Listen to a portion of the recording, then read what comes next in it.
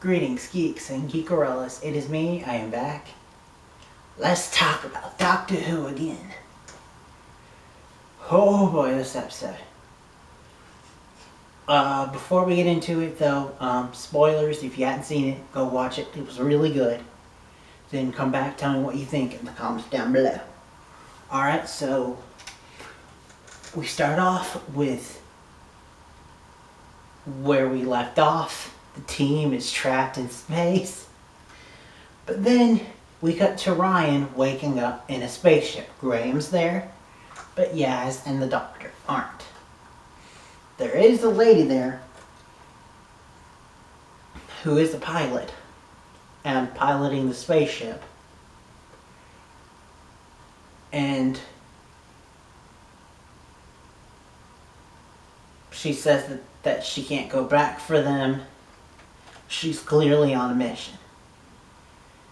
They're like, I wonder where they could be. And then we hop to where they are.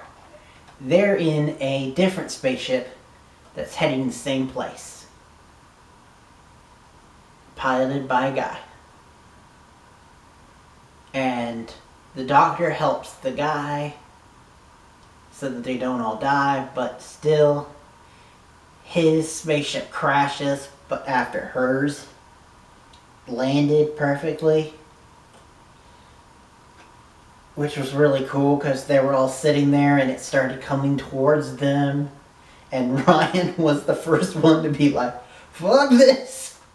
I mean, he didn't actually say it because it's TV, but prime time TV, but he was basically like, fuck this. Graham had to be told to run, but not Ryan. Which, by the way, this is jumping ahead, but I just want to go ahead and say this now that it's on my mind. I really like that they play into Ryan's dyspraxia. Like, they don't mention it, but they definitely play into it. Because he, later on in the episode, well, first it takes him a while to climb down a ladder. And then later on in the episode, he's forced to climb up a ladder and not go slow. But the Doctor talks him through it, says, think about something else. Because anything with coordination, like climbing and all that, I can tell you as someone who has dyspraxia as well, that it really F's with you. And luckily I haven't been in too many high pressure situations. But yeah, it's been known to flare up when that happens. But, oh boy.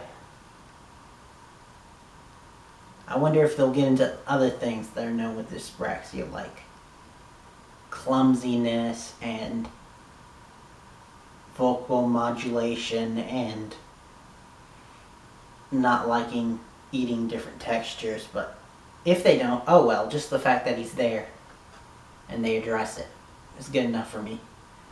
Anyway, back to the show.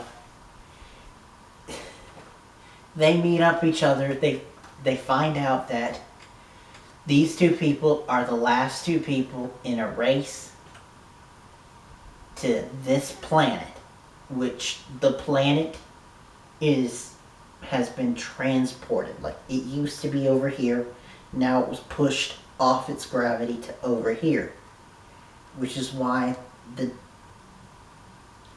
which we find out that's why the Doctor and the team, TARDIS team, hopped up over here because they were honing in on the TARDIS, and the TARDIS is on the planet.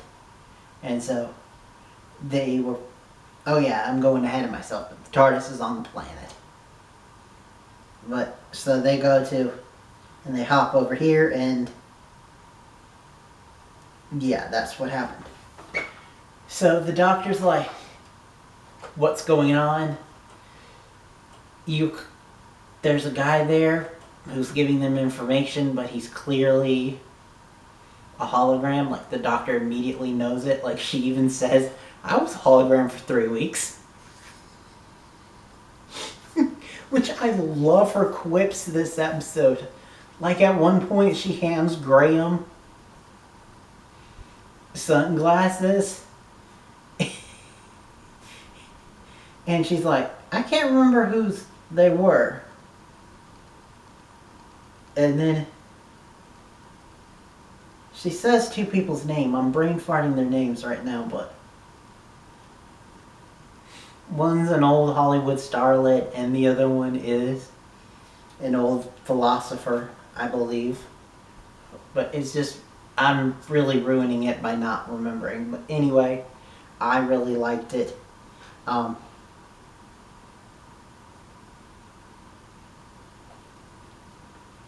I believe it was Pythagorean. But anyway,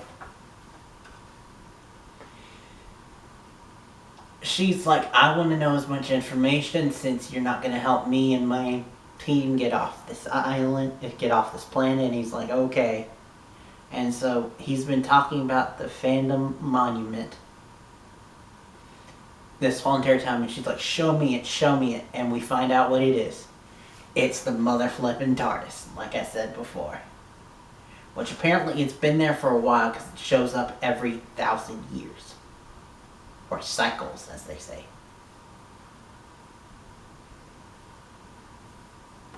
But,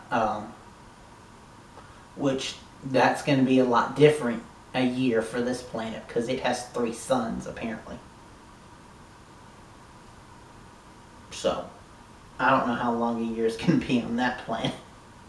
But anywho, back to the story.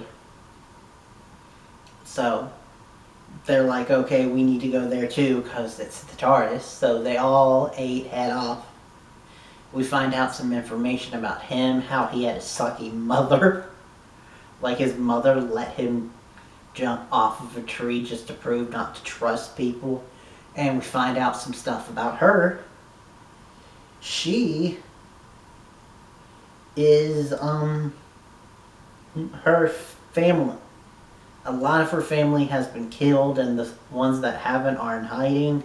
So she really needs the money from this race to go and help. Because in case I didn't say it yet, they're on a race. But the doctor's making them work together.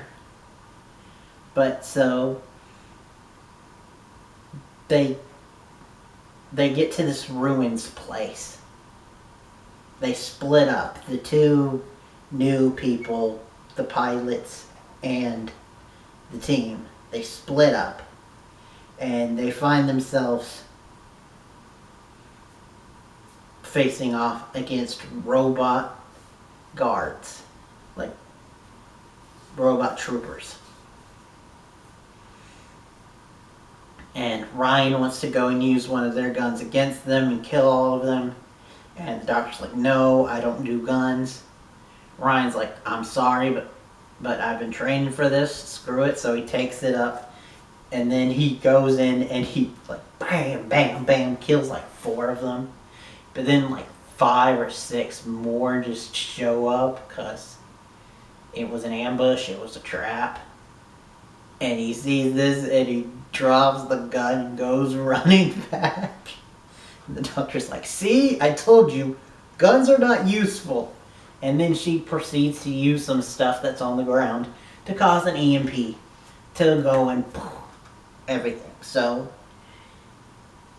they're all safe now, but the dude from before who was giving them the information said that you shouldn't be out at night. So they're like, okay, well, there's a bunker here, let's go down below. And they find out that it's not a bunker, it's a series of tunnels. But then as they're investigating, they find out that this was the reason why the water is acidic, the atmosphere is unlivable, and everything is just wrong about this place, and there are no people living there.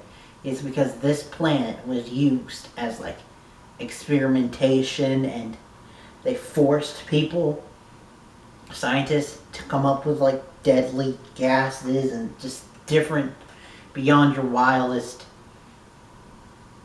imagination, evil shit.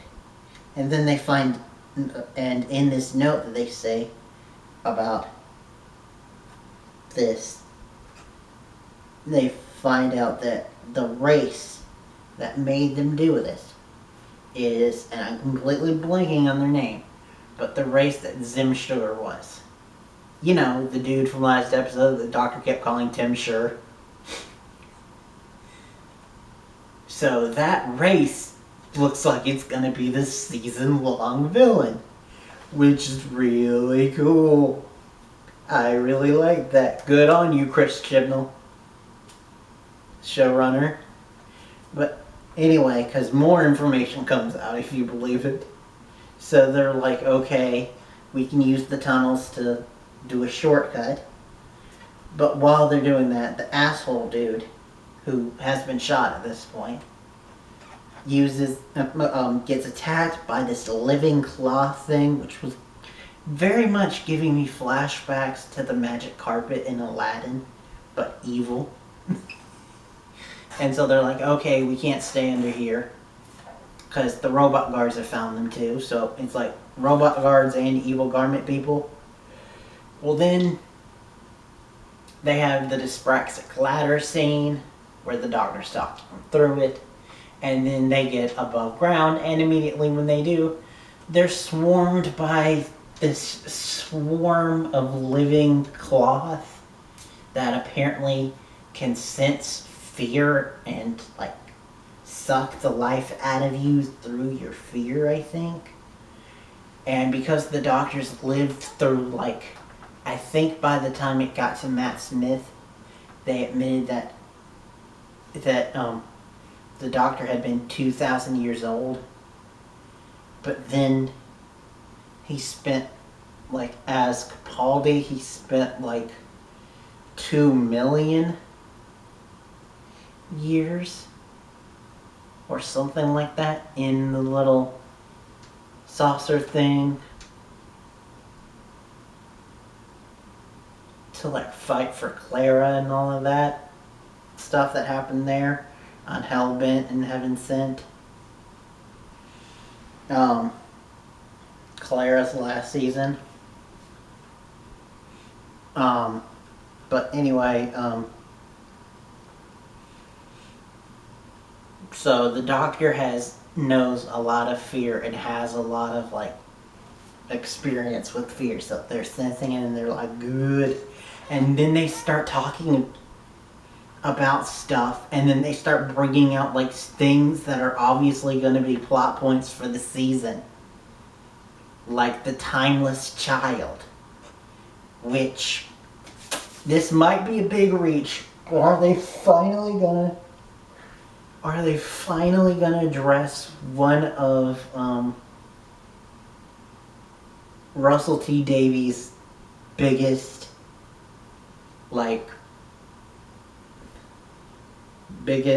plot holes, left open threads, and that's Jenny, the doctor's daughter, from that episode with David Tennant where I believe it was Martha. Martha was the companion, and they found this place that cloned people, and they took the doctor's DNA and made like a half-human clone who was blonde, played by David Tennant's real-life wife, which is kind of weird because she's the doctor's daughter, which also makes sense though because she's the daughter, the actress was also the daughter of one of the classic companions. So yeah, David Tennant was a huge Doctor Who fan, who not only grew up to be the Doctor, he married the Doctor's daughter. And then she went on to go and play the Doctor's daughter in an episode. But it's just like, what else could they be talking about? Are they talking about a new daughter that we don't know about? Or something? Because the timeless child, I think it's her, because it's clear that she's got some Time Lord DNA in her, because the whole entire reason why that's an open plot thread that was never addressed is because the Doctor leaves her because he thinks that she's dead. But really, at the end of the episode, she comes back alive thanks to regeneration. But she doesn't completely regenerate because she's half human. So she comes back as herself, and then she goes off to do her own Doctor Who adventures in a spaceship of her own. I'm talking really fast. Sorry. I'm trying to get all of this done with. So, anyway, they use this MacGuffin cigar that they've been hinting at this whole entire time to take out this whole group. Because the gas cloud that they're in is very highly flammable. And it leads to this really cool scene where you see Yaz just laying there and all the fire and stuff going on above her. It was really pretty shot. And speaking about pretty shots, we get some more at the end of the episode, but I'll get to that because they get to the thing and they're like, hey, I provide the cigar. Well, I'm better fit and I saved your life, so I should win. And the Doctor's like, hey, why don't you both do a joint win? And so they do. And the dude first says no, but then he agrees to it. But he only takes them, and he only takes the two racers and him and leaves. Leaving the Doctor and the companions, which they're gutted. The Doctor's gutted at this point because the TARDIS was supposed to be there, but it isn't. Well, apparently the TARDIS senses her and comes back. Which we have this really cool moment because it's like seeing an old friend that you haven't seen in ages that you really, really miss. Maybe more than a friend, because remember, the Doctor's wife was the TARDIS in that one episode, so maybe still wife. Which, by the way, it was really cool earlier because they said that Tim Show's race killed Graham's wife, and the chick racer said, mine too. So that was really cool. But anyway, the TARDIS comes, the companions finally see the TARDIS, and the Doctor sees this new TARDIS, which, oh my god, talk about a budget. This is like one of the best looking TARDISes ever. Like, this is what I'd imagine the TARDIS was if they did a blockbuster Hollywood movie about Doctor Who. That's how, and it was yellowish to fit her new theme, like her sonic screwdriver is yellow light. So that was really cool. And they kind of brought back the circle things in a way, like they homaged them, but they were also just Gallifreyan symbols, which was really cool. But anyway, it's completely gorgeous, and the next episode looks crazy. But I'm going to end it there because I'm starting to run out of breath. And I still got another video to do. Yes, that's right. I got another video to do. I got Supergirl pulled up on my DVR, and I'm gonna watch it as soon as I'm done doing this, and then I will review it. But anyway, for now, thank you guys for watching. Let me know what you think in the comments down below. Maybe think about liking it, subscribing, maybe even sharing. I know a lot of people say that, and it gets a little tiresome to hear, but it really does help, guys. But even if you just watched it, thank you. I will see you guys in hopefully a couple hours if Old Man Mac will act right.